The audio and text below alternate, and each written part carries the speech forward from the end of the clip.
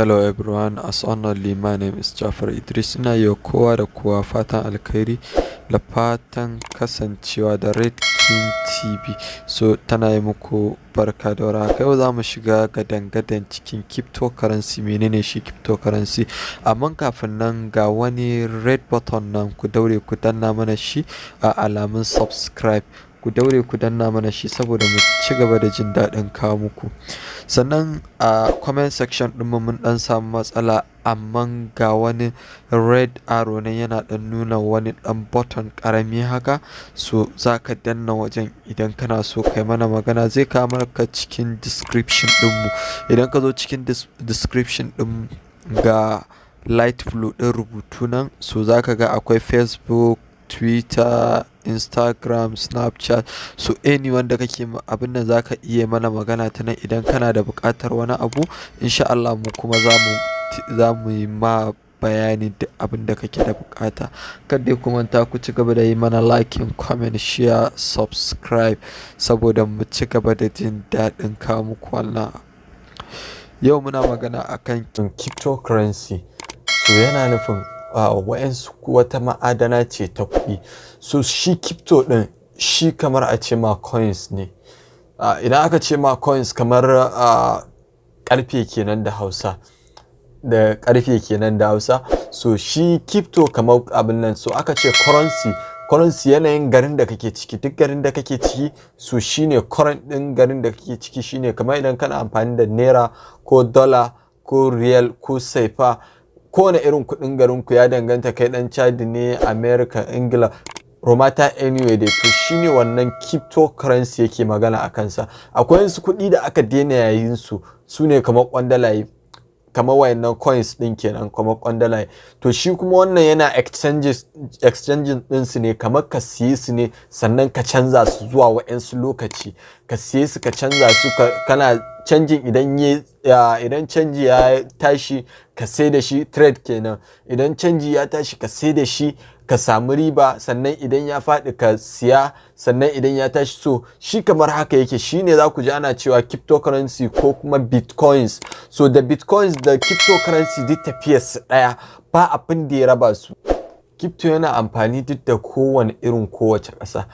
Yadda bitcoins yake yanzu a wannan lokacin, saboda a yanzu ba abin da ake trade ɗinsa, ake samun kuɗi da shi a duniya, ko ake cinikayyarsa, ake investing ɗin shi a samu kuɗi sama da wannan bitcoins. So shi ma da bitcoins da cryptocurrency duk tafiyarsa ɗaya, babu abin da ya raba su. So shi kawai bitcoins ya fi shi ɗaukaka ne, ko an ce an fi saninsa akan a ce kamar cryptocurrency. So shi ya fi ɗaukaka ne sosai. Shi sa za ku ga wa'yansu za ku ji ba san ma me crypto ba, sun fi ganewa bitcoins. So saboda bitcoins yanzu ya yi tsada, yanzu za ka sai cryptocurrency dole a haɗa suke. Wajen shekara 10 da suka wuce a haɗa suke, kuma har yanzu a haɗa suke, tare suke tafiya da bitcoins da cryptocurrency. Dan yanzu idan za ka yi siyayya ko za ka yi trading ko za ka yi investing a cikin cryptocurrency, dole sai ka nemi apps. Idan za ka tashi siyayya, ba za ka siya kamar Nitel ba ko DOT ba za ka siya a wannan ba. Dole sai ka sai bitcoin sannan za ka iya yin trade, za ka yi depositing ɗin kuɗi kai trade a wannan cryptocurrency.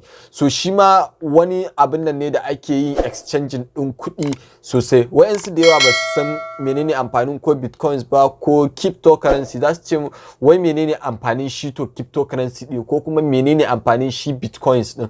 So shi bitcoins abu ne da ake yin trade ɗinsa, kamar siyayya ce ko exchanging da ake yi.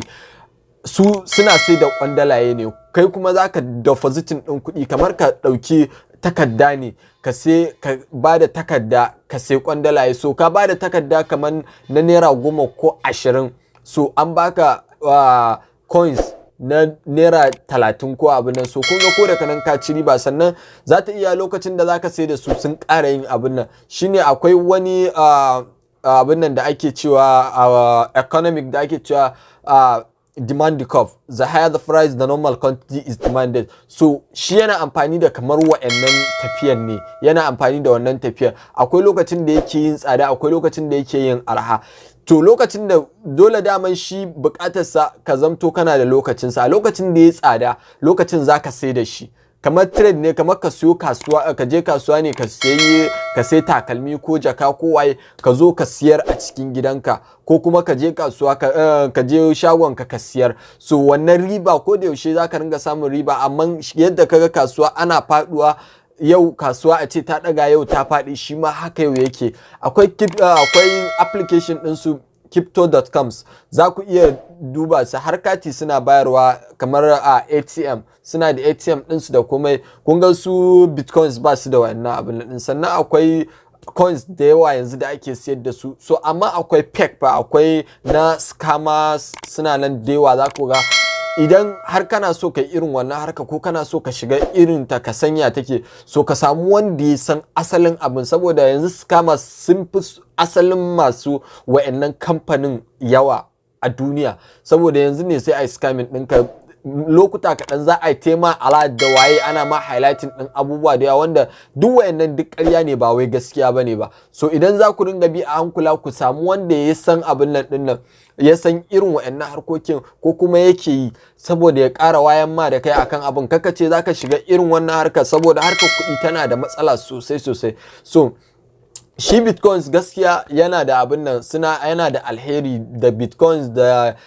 gift card da sauransu dai ga sunan su Amazon card su waye suna da alkhairi idan ya kasance har ka samu a wanda yake siyar, inda kake siya, application din da kake siya mai kyau. So gaskiya ina ba da shawara, ina ba ku shawara, idan ka saurari bidiyon nan ka yi kokari ka samu wanda yake yin wannan harkar, saboda ya nuna ma ita, saboda harka ce da kana cikin gida kana zaune kake samun alkhairi, Allah yake buɗa ma.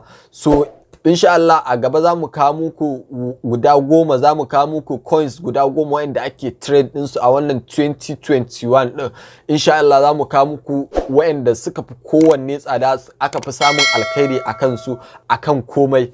So kan dai ku manta ku ci gaba da yi mana liking, comment, share, subscribe, saboda mu ci gaba da jin daɗin kawo muku. Insha Allah a next video ɗin mu insha Allah za mu kawo muku yadda ake siyansa, ake investing din shi, ko kuma ake trading dinsa. So akwai investor, akwai traders. So traders su suna da, sai dai kai hakuri idan trading zaka yi. Shi kuma investing gaskiya shi yana da matsala, yanayin da baka san wanda zai ma investing ba, amma ya fi riba, an fi samun abin nan, amma gaskiya shi an fi shiga risk, yana da riski sosai. Amma idan ka samu investor mai kyau, insha Allah, ko kamfani ka samu wanda zai ma investing sosai, so insha Allah za ka wuce wajen nan da ba da lokaci ba. Insha Allah, ko dai ka kumanta ci gaba da yi mana liking, comment, share, subscribe. Mun gode.